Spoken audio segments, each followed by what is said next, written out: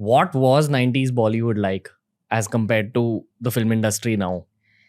Because you hear a lot of stories, all sorts of stories, in terms of star power was even more back then because there was no social media. Stories were different, narratives were different. The way women were treated was very different. So what was that phase like? But look, I'm an outsider. Okay. Totally an outsider. I have nobody that I know in the film industry.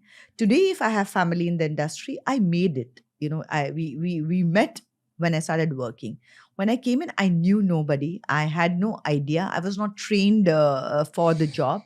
And when everybody says, "Oh my God, what was it like?" But I think I had the best time. If you ask me that, is this the best thing that happened to me? Yes. Hell, yes. It was the best thing that happened to me. I've met some wonderful people on the way.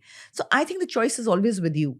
And so when people say, "Oh my God, this is the industry and outsiders," I don't get it. I am totally an outsider till today. If you meet my parents, they have no clue about the industry till today.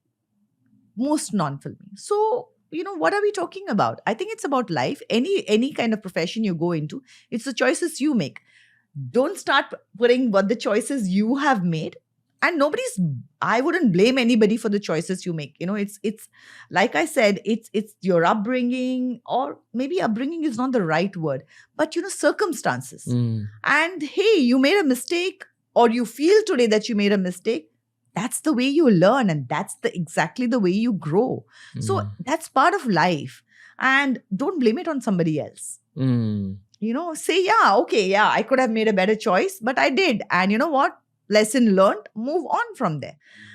Today, I can put out what I want to, and it is understood as to what I am. But if what I want to say doesn't interest the person who is interviewing me, then that never came out. So there was a definitely biased narrative that would come out. And so that was different about it also.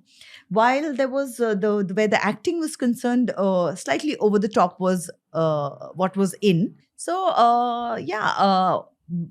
the roles were like that. But at the same time, the Naraz which I did, Zakham that I did, was very much like, I think the acting you see would be very much okay for today. Major Saab, if you see, Diljale. It was not OTT. So I think there were different flavors, I would say, but limited because, you were releasing a movie in single screen. So you needed to tick certain boxes. I think with the coming of multiplexes, it started getting better. And now with the OTT platforms and, just it's just like a boom, and things have just kind of it's just like completely different, and it's fabulous. But that was the difference. So I'm a 90s kid, right? And the narrative that our generation is given about the 90s is that it's not going to be a pleasant one. It's that there was a crime angle behind films. Like Dawood Ibrahim was involved in cinema, and the D gang generally had some role to play. Yeah. Is that true? Like, was there any kind of underworld element? So, now when I look at it, say my husband Goldie, his father came in from Punjab and started the production house. So our production house must be at least 40 years old today. And even at that time, this conversation would go on. And there were enough clean finances who dealt with and were financing films that were clean. And that's why you would have certain production houses and families who were dealing with certain kind of people. So yes, definitely you heard about it. And there were certain people who would be dealing with it. In 90s also, this was a factor. And I would say that not just in film industry, there would be these factors in most of the other professions that you would see it in also. There was, till you don't have but it was not like a formal industry status. So definitely there was a lot of unregulated finance coming in. So which would mean that there would be a lot of different kind of, you will understand that more. So you can't regulate where the finance is coming from, and banks are not going to give it to you. So that limit was there. And so I wouldn't say that, I wouldn't blame somebody for that. Where I was concerned, there were times when the moment you would know that, oh, this looks a bit dodgy, I've tried and stayed away. At that time, now when you look back, lot of times the excuse I would give is, oh, I'm shooting for a movie in the South, so I can't make it. For like a party or something. Yeah. So you will see that I Okay. never really kind of went for that. So How could you tell that it's seeming dodgy, like from the vibe? yeah, Okay. you could make out because and I don't know, that's the way that I looked at it. Mm. Also, if you I mean once I started dating Goldie, I mean, if I say this, you will ask more questions, and which I will not answer. But I think where the old film production houses were there, they knew which were dodgy and which were not. Okay. Fair. It was something that you grew up with. As families, they knew it. Like his mother would know it. Her father was in movies too. So you just knew. Like you would know if your family is they're your family of doctors, you know the reputation of, okay, this doctor is a dodgy one or this one is a very good one or not. In the same way, because you're in that profession for generations, you know it.